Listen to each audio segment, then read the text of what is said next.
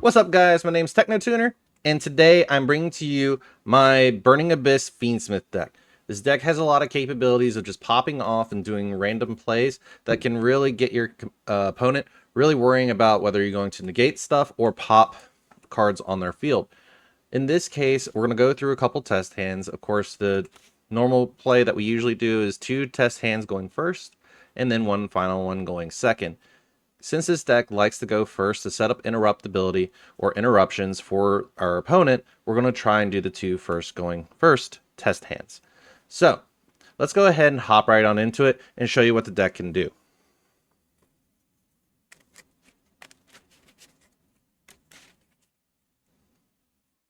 So end up drawing Scarm, Seer, Fabled Lurie, Libic, and Barbar. So with this hand, what we can do is actually some pretty interesting stuff. We can go normal summon Libic, special Barbar, since we control no spells and traps and we control only Burning Abyss monsters. We'll link those 2 off, go into Cherubini. We'll next activate Cherubini effect, allowing us to send one. But before we do that, we cannot forget about the actual Burning Abyss effects in the graveyard. What we're going to do instead is activate Libic effect first, allowing us to special summon Seer from our hand.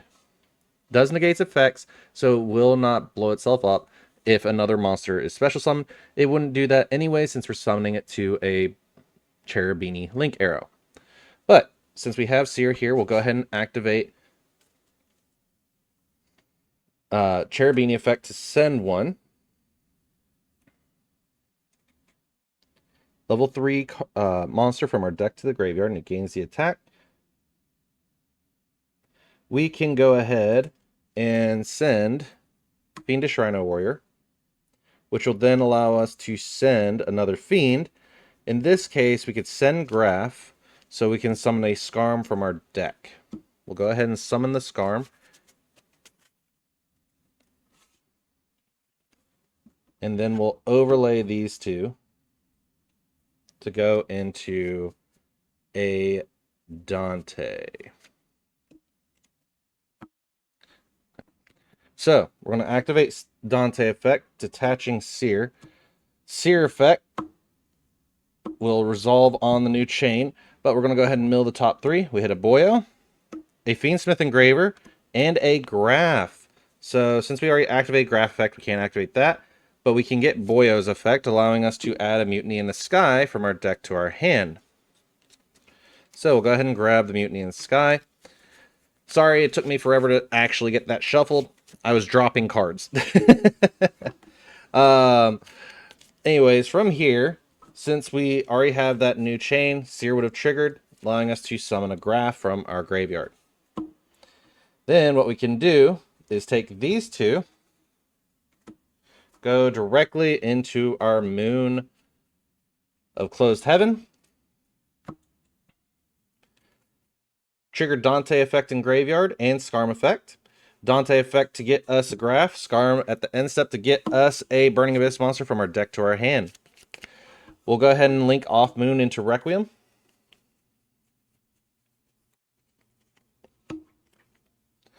We'll activate Requiem, attributing it to summon Lacrima from the deck.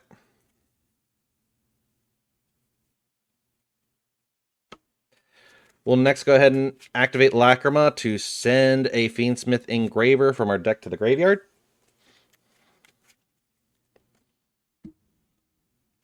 Then we'll go ahead and equip the Fiendsmith Requiem to the Lacrima. Then go Fiendsmith Requiem and Lacrima to the graveyard for Necroquip Princess.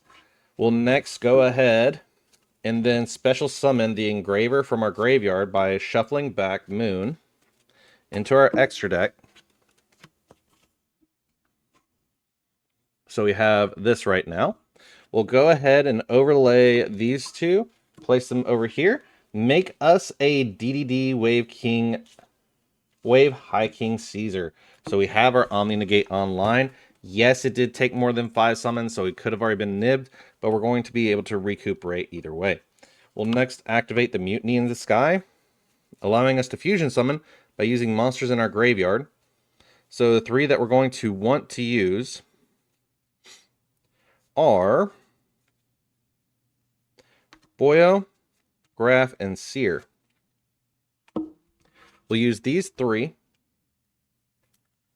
and go directly into Loose. Loose the Dusk's Dark. So monsters in the leftmost and rightmost main monster zones cannot be destroyed by card effects. And you can target 1 card your opponent controls, send 1 fairy or fiend monster from your deck to the graveyard if you do destroy that card. If another card you control is destroyed by card effect, except during damage step, target 1 card on the field and destroy it. So right there, we have the capability of furthering our play if we want to, but we do not have to in this case, because we already have a pop. We have Cherubini on board for protection of Loose. Loose protects itself and Wave King High Caesar, which is very nice in this case because we want to just basically set up a board to where we're going to interact with a pop. We're going to allow for interaction with a summon negate, and then if any of our cards are destroyed by card effect, Loose will then pop them. Pop our opponent's cards in response. So that's all I got for the first test hand for you guys. So let's go ahead and hop right into the second one. All right, let's go ahead and hop into that second test hand. So we get Tour Guide from the Underworld, Ultra Polymerization, Boyo the Dawn's Light, Fiendsmith's Tract, and Infinite Impermanence. What we're going to do here is first normal summon the Tour Guide effect, allowing us to revive a Graph. We'll next go ahead, well, not revive, but we'll summon a Graph from the deck, and we'll put it over in the far right. We'll next go ahead and target 1 fiend monster. We'll target Graph, summon Boyo, and then Boyo will negate its effects while it's on board. What we can do here is go ahead and link these 2 off into Cherubini. Graph will trigger, giving us a new monster onto the board. We'll go ahead and get Seer. We'll summon the Seer in defense position. We'll next activate Ultra Polymerization, paying 2k to fuse with these 2 to go directly into our Starving Venom Fusion Dragon. Boyo will trigger in graveyard along with Seer, and then Starving Venom can trigger if we want, to where we could choose 1 card our opponent controls, and then gains the effects, but we're not going to worry about that. Instead, we're going to activate Seer, revive Graph, and then Boyo to grab a Mutiny in the Sky, which is at the bottom of our deck.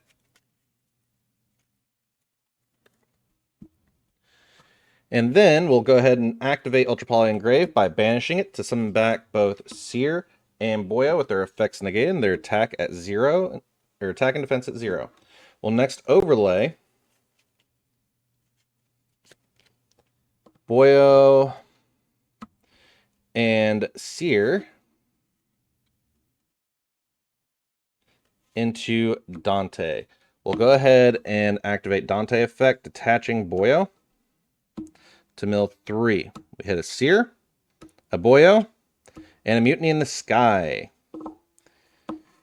We'll next go ahead and activate Cherubini effect, allowing us to send a level 3 monster to the graveyard. We're just going to send a Fiendish Rhino Warrior, which will let us give the attack to either Graph, Dante, or Cherubini in this case. And then we get to Foolish another card.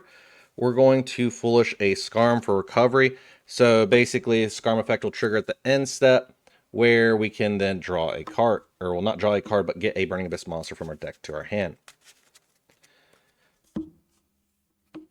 We'll next go ahead and activate Fiendsmith's Tract, allowing us to add a Fabled Lurry from our deck to our hand. We'll next go ahead and discard the Fabled Lurry, which will then special summon itself. We'll link off the Fabled Lurry. Well, we can't link off the Fabled Lurry just yet, because I just realized the arrows. Oh well. What we can do instead is take...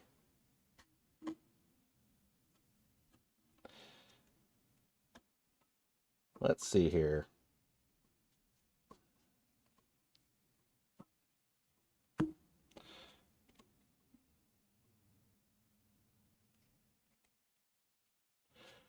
We'll go ahead and activate Mutiny in the Sky effect, tributing the graph on our board to add it back to hand from our graveyard. We'll next then go into the Fiendsmith Requiem with Fabled Lurie. Then activate Fiendsmith Requiem, tributing itself to summon Lacrima. Wherever Lacrima went. We'll then activate Lacrima effect, send a Fiendsmith Engraver. Requiem will then trigger, or allow us to trigger its effect to special summon it and equip it to Crimson Tears. We'll next link these two off, or contact fuse. I'm sorry with my terminology, it's getting harder to follow. But we're going to contact fuse into Necroquip Princess, then activate Fiendsmith Engraver in Graveyard, summon it by shuffling back Fabled Lurie.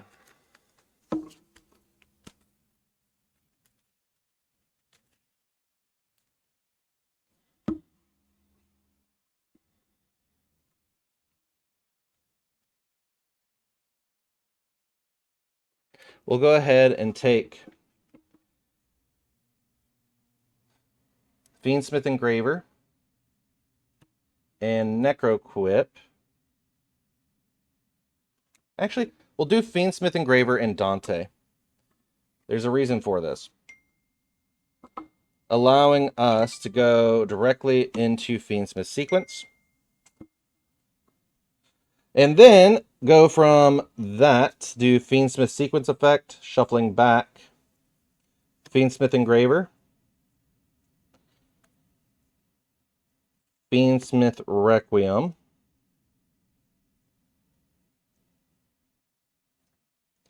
and Lacrima into the deck and extra deck to make, we're going to do Fiendsmith Desiree. I'm going to place Requiem back in the extra deck, place these two back into the deck, and then we're going to equip Fiendsmith sequence with Fiendsmith Desiree.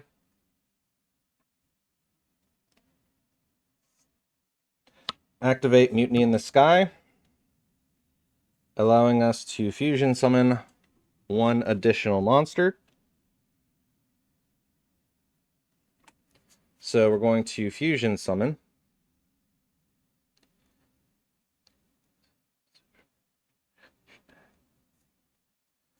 we'll go ahead and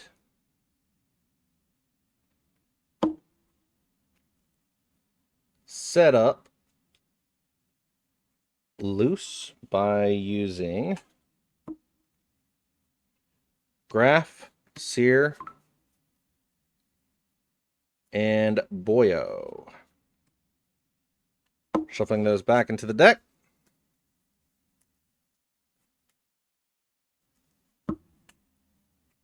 Go into Loose. So here's the fun part. If we didn't go into Starving Venom, we could go into Duke of Demise. It doesn't change either fact. The reason why I did Starving Venom is because it's two dark monsters, and that's the normal track in which I'm used to with my brain. But in this case, we would instead use Duke of Demise. You could take those two, go directly into DDD Wave King High Caesar. It also allows for another normal summon for the turn. But this is the board you guys would be setting up, which is really nutty unto itself. And then you still have an imperm to set for the turn. So right there, you got a pop, negate, two negates, and a send. So overall, it's a decent board at the end step. Because what we used to make Starving Venom was Seer and Boyo. We can also make Duke of Demise. However, if we kept just Necroquip and Starving Venom, and this was a going second hand, we would already be an OTK state where we can basically just swing out for damage. Or if we want it to be really annoying, we could do Fiendsmith Tract, banishing it to shuffle, to fusion summon using Starving Venom and Desiree, and go directly into Fiendsmith's Rextremend. We can also use Necroquip instead and Desiree. It doesn't really matter, but we could still use it to go directly into this and get more monsters in the graveyard to further our plays, let alone do more damage. So there's a lot of capabilities that this board can do.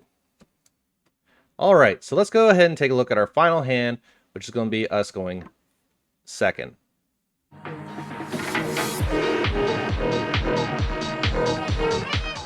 All right, so for our final hand, we're going to go ahead. We're going to get Skarm, Ultra Poly, Mutiny in the Sky, Ash Blossom, Farfa, and then for our first turn draw, Graph.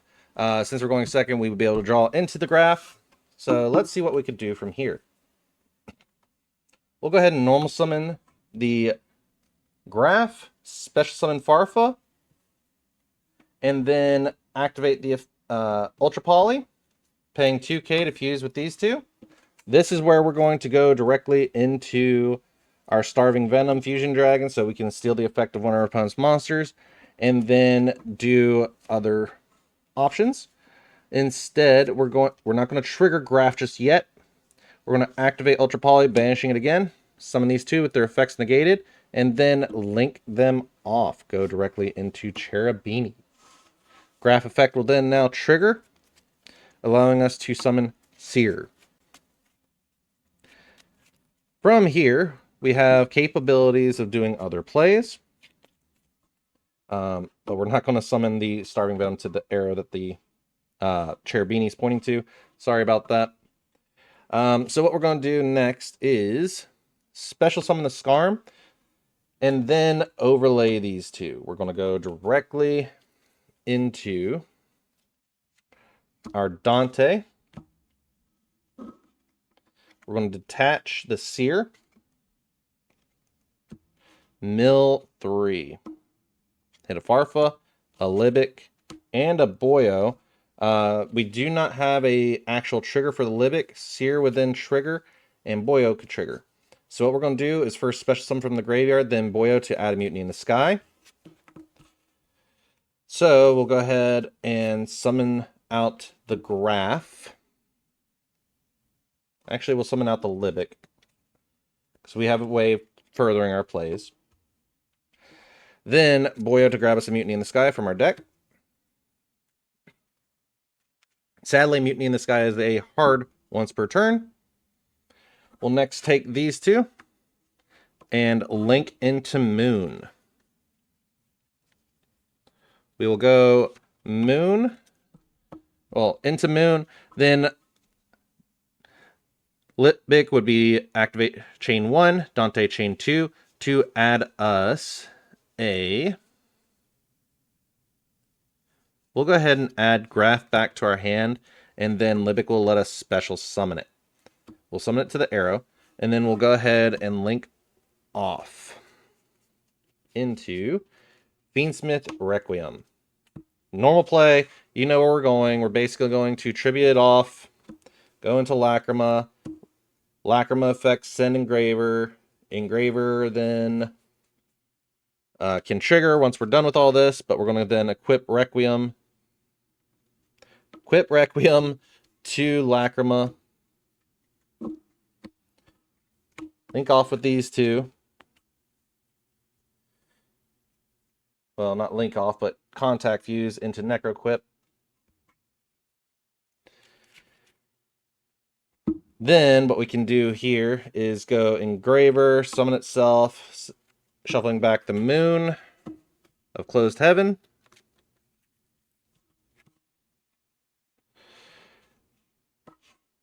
So we have a really dumb Starving Venom Dragon that's really big because it gains the attack of one monster on the field that we can target on our opponent's side.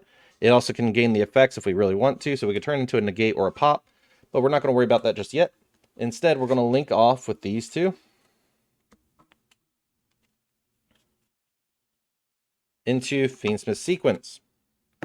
We're next going to use Fiendsmith Sequence effect, shuffling back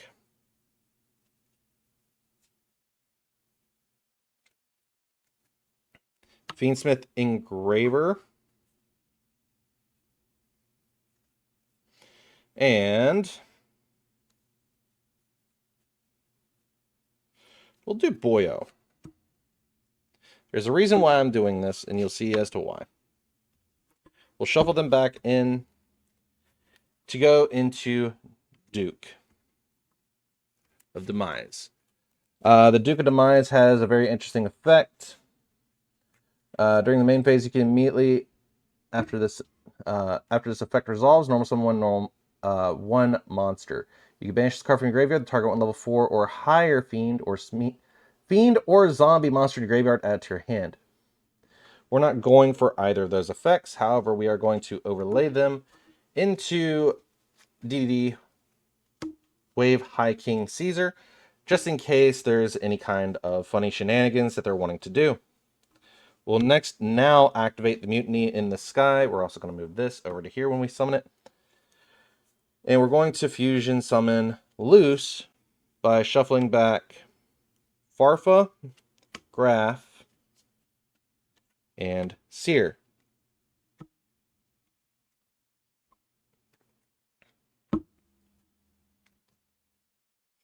We'll go into Loose.